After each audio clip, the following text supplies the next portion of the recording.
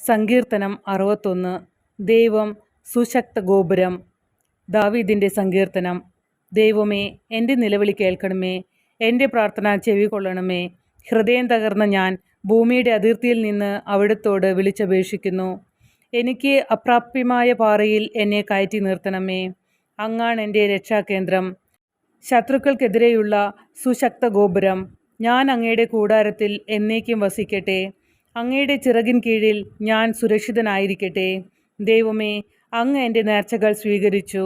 അങ്ങയുടെ നാമത്തെ ഭയപ്പെടുന്നവർക്കുള്ള അവകാശം എനിക്ക് നൽകി. രാജാവിന് ദീർഘായുസ് നൽകണമേ. അവൻ്റെ സംവത്സരങ്ങൾ തലമുറകളോളം നിലനിൽക്കട്ടെ.